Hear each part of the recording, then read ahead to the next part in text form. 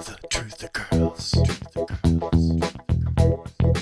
Hi everyone, it's Sonia here, and I want to give you an update on the progress that my son is making with homeschooling. It's so hard to find the time to make videos, but I really want to make this one because I have kind of really discovered something that's working really well with my son who has an ASD, and I'm thinking that there probably would be other people out there who might get something out of hearing me tell you what's been working for us.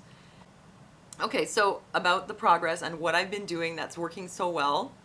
He has the kind of ASD that in England they call PDA, which stands for pathological demand avoidance, this being the salient feature. It can really be confused with ADD because you try to get the kid to do something and it's like they just keep getting off track, and it looks like it's their attention span. And there might be some of that in there too, but that's not really the big problem. It could look like they're really oppositional, like they won't do it just because you ask them to. And it could be mistaken for ODD, like a kid that just naturally, pathologically opposes every single thing, no matter how small, no matter how trivial, no matter how important. ODD, some of you guys know what that's like, having kids with ODD. And this can be confused for ODD, but it's not. All the stuff that applies to autism is there. They test on the spectrum. But the thing that makes a kid with PDA so hard to educate or to deal with is the demand avoidance. It's like they're driven to avoid every demand of everyday life. So this is how you can end up with, for example, like my son, a child that he is very intelligent and seems like he should be more high functioning, and yet really only mastered using the toilet by himself at 10 years old. And stuff like that kind of really goes to show how it is not a matter of being oppositional or attention, because toilet training usually, or toilet using, usually that's done a lot earlier, even for a kid with ADD or some other personality issue or whatever. When it's at 10, something's not right. That's a developmental problem. Showering at 11. What else? Dressing himself was sort of at 9. I still have to kind of coach him. I mean, there's a lot of things, eating at the table, eating with a spoon, some of these things that should be like a given, even for a kid with some issues. I mean, this is really dragged on. So there's a real delay. And you see that delay in other areas too. But really on the social emotional, there's a big delay. So when you see the behavior of not doing the schoolwork, and you're like, but you're so smart, and I know you can do it, why can't you do it? What it is they're avoiding. It's not that they can't pay attention or that they're oppositional to you. It's just they're unable to cope with the demand of doing the schoolwork. Yeah, but you can't never do it. You have to do some writing.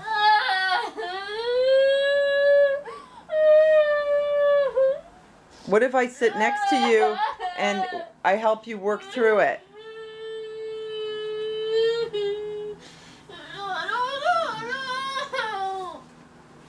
And I discovered there's one reason for my son, that's behind this. I try to really understand what is behind this PDA. It's really anxiety. Everybody who has PDA kids knows that at the root of all this avoidance and all these strategies and everything that they do that's so troublesome, it's not really attention. It's not really that they are out to get you. It's a kind of anxiety, but it's like a kind of anxiety. It's not like a nervousness where like, oh, I'm nervous. Or it's more like a really uncomfortable feeling when there's a demand that you feel like you will have difficulty meeting the demand. And there will be difficulties. There's a reason why they have difficulties. So the difficulty is real enough. But along with that difficulty comes this very uncomfortable feeling, a kind of like intense frustration and like a panic that just comes out really quickly, and that leads to like all the avoidance strategies. So number one, he has really poor tolerance for frustration. So as soon as he starts doing anything, and if you just give it a couple of minutes, you're gonna get it. But as soon as there's any frustration, and there's a long history of this, as soon as there's a little bit of frustration, boom, out, no, we can't. And it goes from 0 to 60, kaboom, his emotions are completely out of control. And I know some kids with, ADD obviously have this kind of impulse control too. But with him, it's like extreme, and he just avoid everything. Everything that could have the slightest little hiccup or whatever issue, anything that's even the slightest bit frustrating, just can't cope with it at all. And even thinking that maybe it could be frustrating, he won't even go near it. Or thinking that maybe he won't do it right. But it's not, it's partly perfectionistic, and it's partly I can't deal with frustration at all, or maybe it's not going to work the way I need it to. Part of it's a control issue. He's got to be in control. So when he's frustrated, when something's not working and he's not getting it, he's not in control, and that's causing frustration, that's causing anxiety. I'm not in control, that makes me anxious, I get frustrated, kaboom, okay? So this is some of the stuff that goes on behind a kid with PDA. It's hard for people to understand at school, and what happened with him was he was really mishandled. So now he's home with me, and kids with PDA, as you know, can be like the hardest kind of ASD kids to deal with. I mean, other than kids that are like on the lower functioning end of the spectrum and with a lot of maybe aggression or something like that. PDA kids, for kids that look high functioning, they're really hard to deal with. So I got the lottery here, you know, but I love him, you know. There's like good points to PDA kids too, though. Like they have great sense of humor and they're kind of more social and they're fun, you know. But try to get them to do anything and it's like, oh, you know, you're gonna experience like all different shades of rough day, you know. So the problem is at school, because he's smart and they would give him the task, they'd be like, but you can do it, so do it. And he would do a bit and they're like, good, that's good, keep going, do more, because you see what he can do and you're like, well, he's smart, he can do it, so keep going. And they tend to push, and then what happens is, see, when he's getting it, he's in the zone, he has a good feeling, everything's going really well, okay? Sooner or later, though, something's going to frustrate him, and then it's kaboom. So if it's going well, and he's highly motivated, and he got it, now he pushed through a little bit of frustration, and he started to do the work, and it's going really well, and you're like, okay, now you feel like you want to do more, you have to learn to pull back. When you see that he's did that, and he's still at that, yeah, I'm getting it now, and he's just really on a trip about doing it, that's when you say, okay, we're done. I know, it sounds crazy, like he's doing really well, he's on task, he's motivated, why would you stop? This is the thing you have to do. This is the important thing that, in my experience, this is what turned everything around, and now I've got him doing the schoolwork. Not to say at the level and the, you know, the pacing of everyone else's age, but it's happening. This is what I discovered. And the reason I discovered this was because I remember when I was taking a marine biology class when I was young, and I was down in Florida, and we went to see dolphins, and we went to see how they train the dolphins. And what they said was, you always end the session on a high note. You end it with a reward, and when the dolphin is having the most fun, and you give him the fish, and then you're like, that's it, we're done. Because the dolphin will remember that training is fun. And the next time you're like, hey, it's time to train, and I know some of you, you know, whatever, you may have your thoughts about dolphin training. I'm not here to discuss whether it's ethical, whatever, but just that this is what I learned from what they told me. The next time you say it's time for a session, the dolphin's like, yay, and ready to go. And I remembered this, and really could be with any pet, any animal or whatever. And I remembered this and I thought, that's what I need to do with my son. I need to end it on a high note. Even if it was only 2 little things that he did, or like just a few sentences, or just a little bit of end it on a high note, let him know, okay, that's great, you did a great job, and now you get a reward. And it could be like just his iPad or something. And that's what I did. And I had to learn to pull back on the demands and just to do that in on a high note. So I started doing this. And when I didn't do it, I quickly saw that I was making a big mistake. Because sometimes I was like, oh, he's doing so well, maybe I can push it a little bit more, do a little bit more. And then, you know, we lost that window of willingness, and he went into frustration and panic and freaking out, and I was like, oh man, no, that sucks, because now I'm ending the session on a bad note. So it's really important to end it on a high note. And what happened was his willingness to go into it is increasing. His anxiety about doing it is also going down. That's going to help how much he can do within the window of where he's able to learn. So the window's getting a little bigger and bigger. I mean, compared to other people, it's still not that much, but for him, it's a lot. The timing is getting longer, and he has more like sort of enthusiasm about learning. Whereas before it was like, say the word schoolwork or learning, or we got a little thing to do, and oh, he just shut right down because of his bad experiences from the past. So this is really working. Now the other thing was, though, I'm also very, very, very strict. Being strict with a kid with PDA is very hard because you've got this fine line of your authority as a parent versus where the line is really drawn with what kind of demands he can handle and just how much he can handle in general. Because if you push too hard, actually going to make all the PDA stuff much worse. So it's a matter of really learning how to feel it out and find that line. And not be a pushover, and at the same time not push him too hard, because that's going to totally backfire. This is what happened at school.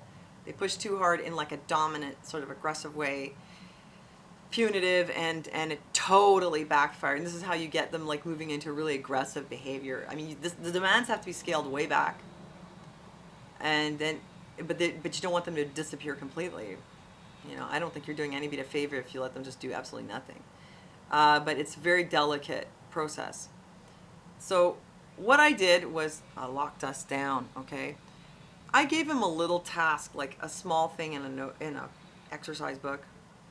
And I said, okay, we're just going to work on this. We're going to do this. Because one thing he'll do for avoidance tactics is a lot of joking. It's just an avoidance. Like he'll roll around on the floor. It'll get really out of control. And he'll do this to avoid, you know. He's trying to get me to laugh because it's like, oh, it's okay, Mom's laughing, so we're having fun, so I don't have to do it. But it can really go on. I mean, it's so bad that like literally you ask him one question, you could wait 3 whole minutes for like a 3-word answer, because in between is all this like weird clowny behavior. And if you saw it once, you'd be like, oh, he's just funny. Trust me, when it's 24 hours a day, it's not funny. Get you kicked out of school, kicked out of after school, kicked out of camp, and it's really extreme, okay? What you see on camera, it's just like a little sliver of what goes on, you know? So you can't tell, but it's extreme. And you cannot just make it stop. So I would say, okay, we're just going to do this little thing. And he starts avoiding techniques. Whatever, I got to do this, I got to do that. Oh, I hurt my foot. Or you know, starts joking or whatever. And I said, okay. All right, we don't have to do it. I back off. This is really important. I never make him feel like he's forced. Like, oh, okay, that's all right. I'll go play the piano. But the media is unplugged. I took all the cables out. Everything is like, there's nothing he can do. He can't go on any media. So for a while, he's going to be like, yeah, that's okay, and start playing with things. Trust me, after a while, he's going to get really tired of it. And if on top of it, it's like we're not going anywhere, except for maybe the grocery store.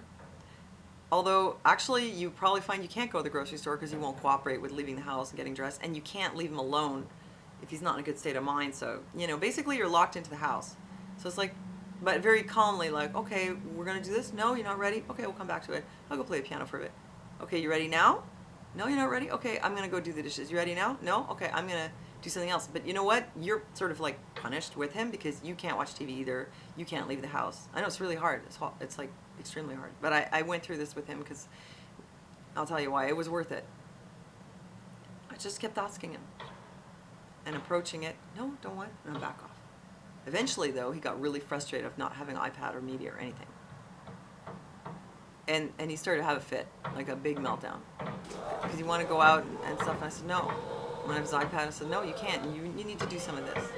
He wouldn't do anything. And eventually got really frustrated. He had a huge meltdown. Again, of course, I can't leave the house. Like I told you, Daddy can't come and watch him. So, like, I'm basically locked down with him. So I had this meltdown, and I just like, okay, you know, and I sort of waited it out.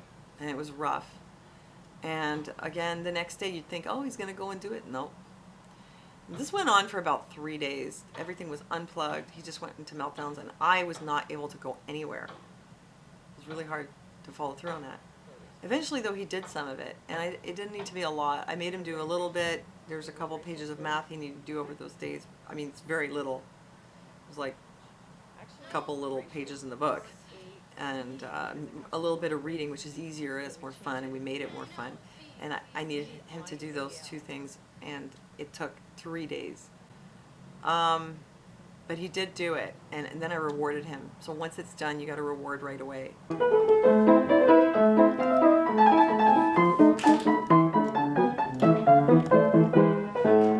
All right, that's enough. Falconist. Oh, the blind falcon plays the piano. Yeah. You need to enforce the compliance, but sort of indirectly, like, well, okay, don't have to do it. Well, we just stay in the house. But if you get in there like you're going to do it now, or you get this punishment or that, then it just might backfire. And it did I mean, even what I did backfired. He had a meltdown for like the whole day. It was just like screaming and screaming and banging the doors, and I just sort of pulled back. But you know what? We got through it. And it did have some effect. Because now what was more important was not just the fact that I showed the limit, but that he did it, and he realized that he could do the work. That was what was really good for him. And so now when I would bring it out the next days, I'd bring it out in the morning, and we'd just a little tiny bit, and on a high note, reward.